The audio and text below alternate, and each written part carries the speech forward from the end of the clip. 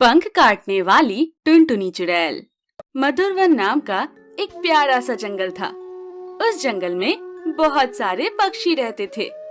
एक बार उस हरे भरे जंगल में एक पंख काटने वाली टुनटुनी चुड़ैल ने हाहाकार मचाया। हर दिन रात के 12 बजे टुनटुनी चुड़ैल हर घर के बाहर चक्कर लगाती और जिस घर का दरवाजा और खिड़की खुली दिखती उस घर के अंदर प्रवेश करती और जितने भी पक्षी दिखते उनके धराधर पंख काट लेती थी और फिर दूसरा घर ढूंढने के लिए निकलती थी। जैसे ही अंधेरा छाने लगता था, सारे पंछी अपने अपने घर के रास्ते चल पड़ते थे। टुनटुनी चिड़िया ने इतना तहलका मचा रखा था कि अंधेरा छाने पर ही सारे पंछी कांपने लगते थे। एक दिन रात होने वाली थी, तभी जोरों से बारिश होने लगी और कालू कौवा और गोलू कबूतर बारिश में बुरी तरह फंस गए। लेकिन बारिश ने इतना कहर मचाया था कि दोनों को भी एक पेड़ के नीचे रुकना ही पड़ा। गोलू भाई, मुझे तो बहुत डर लग रहा है। हाँ, मुझे भी। अब क्या करें? अंधेरा बढ़ने लगा है और बारिश है कि कम होने का नाम ही नहीं ले रही है। देखो ना, सारे जंगल के पंछी दरवाजे बंद करके बैठे हैं। अगर हम किसी के घर भी गए तो भी कोई दरवाजा नहीं खोलेगा, टुनटुनी चुड़ैल के डर से। अब क्या करें? मेरी बीवी और बच्चे मेरी राह देखते होंगे। हाँ, मेरी पत्नी भी मेरी चिंता कर रही होगी। मुझे तो लगता है कि हमें आज रात इसी पेड़ के नीचे छुपकर बैठना चाहिए। अरे नहीं रे बाबा, नहीं। क्या पता वो टुनटुनी चुड़ैल ने नाक से हमें सूंघ लिया तो? टुनटुनी चुड़ैल का नाम लेते ही पीछे से अचानक टुनटुनी चुड़ैल के हंसने की आवाज उनके कानों में गूंजने लगती है।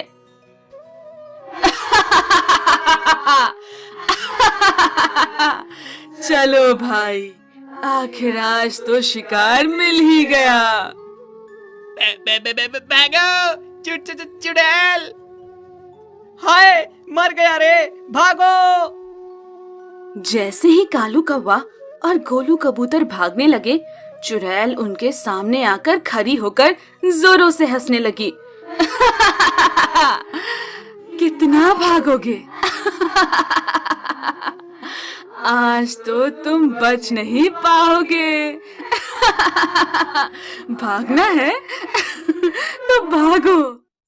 कालू कौवा और गोलू कबूतर जोरों से भागने लगे तो फिर टुनटुनी चुड़ैल उनके सामने आकर डरावनी आवाज में हंसने लगी। अरे भागो ना, भागो। देखो टुनटुनी चुड़ैल, हमने तुम्हारा क्या बिगाड़ा है? कृपा करके हमें जाने दो, हम तुम्हारे हाथ जोड़ते हैं। कदापि नहीं, मुझे पंख काटने में बड़ा मजा आता है और अब मैं तुम्हारे पंख काट कर ही रहूंगी। बचाओ, बचाओ! मर गए रे, हम तो मर गए। डरावनी टुनटुनी चुड़ैल ने गोलू कबूतर और कालू कौवे की बड़ी बेरहमी से पंख काट दिए और अगला शिकार ढूंढने के लिए सारे जंगल में भटकने लगी। इधर कालू कौवा और गोलू कबूतर दर्द से चिल्लाते रोते रहे, लेकिन उनकी सुनने वाला और सुनकर भी उनके पास आने वाला जंगल में कोई भी हिम्मत वाला पंछी नहीं था। दूसरे दिन सुबह सारे जंगल के पंछी कालू कौवे को और गोलू कबूतर को देखने के लिए आए और उनकी ये हालत देखकर जंगल में टुनटुनी चिड़िया की दहशत और भी बढ़ गई। सभी पंछी कालू कौवा और गोलू कबूतर को वैद्य जी के पास इलाज के लिए ले गए और उसी दिन जंगल में एक पंचायत बुलाई गई। चील मुखिया जी, अब आप ही कुछ कीजिए, नहीं तो इस जंगल में एक भी पंछी उड़ने लायक नहीं बचेगा। हाँ चील मुखिया जी, अंधेरा होते ही मन में दहशत पड़ी होती है। अब हमें कुछ न कुछ हल ढूंढना ही पड़ेगा, नहीं तो उस डरावनी पंख काटने वाली टुनटुनी चुड़ैल के डर से ही सब पंछी मर जाएंगे। और नहीं तो क्या, वो चुड़ैल कब किसका पंख काटेगी ये किसी को भी नहीं मालूम। मेरे ख्याल से कोई तांत्रिक विद्या जानने वाले तांत्रिक को बुलाना चाहिए। बिल्कुल मेरे मेरे मुंह की बात छीनी आपने चील मुखिया जी। तो बस ठीक है, मैं कल ही बाजू वाले जंगल में जाकर तांत्रिक चिड़िया को लेकर आता हूँ। दूसरे दिन चील मुखिया जी बाजू के जंगल में गए और तांत्रिक चिड़िया के पास जाकर बोले, तांत्रिक चिड़िया यहाँ रहती है क्या? जी हाँ, मैं ही हूँ तांत्रिक चिड़िया। बोलिए, क्या काम है मुझसे? जी, वो हमारे जंगल में एक पंख काटने वाली टुनटुनी चिड़िया ने तहलका मचा रखा है। परसों ही हमारे जंगल के कालू कौवे और गोलू कबूतर के पंख टुनटुनी चिड़िया ने काट दिए हैं। तांत्रिक चिड़िया जी, कृपा करके हम सबको इस मुसीबत से बचाइए। जरूर जरूर, वो तो मेरा काम ही है। अब आप निश्चिंत होकर घर जाएं। मैं कल आपके जंगल में आकर उस टुनटुनी का बंदोबस्त करूंगी। ठीक है तांत्रिक जी, लेकिन आप पक्का आना।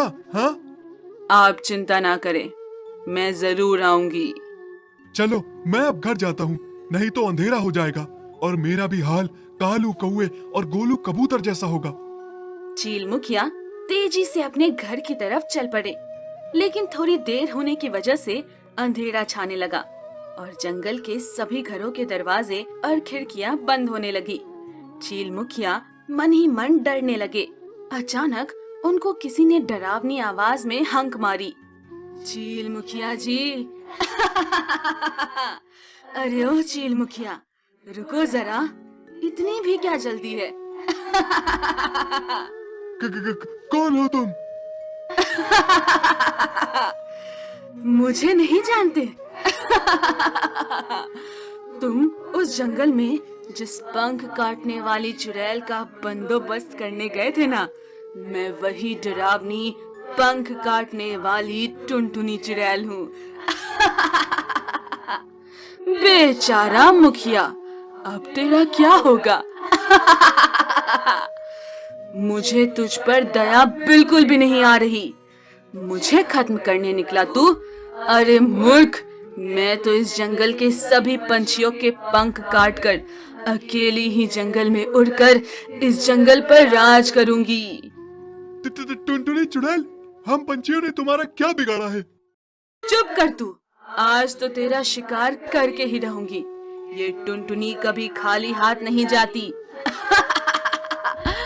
और आज तो एक हट्टा कट्टा पंख मिलने वाला है, तो उसे कैसे जाने दूं? बचाओ बचाओ, मुझे जाने दो टुनटुनी चुड़ैल। कितना भी प्रयास करो चील मुखिया, पर तुम मुझसे अब बच नहीं सकते। टुनटुनी चुड़ैल जोरों से चील मुखिया पर वार करने लगती है।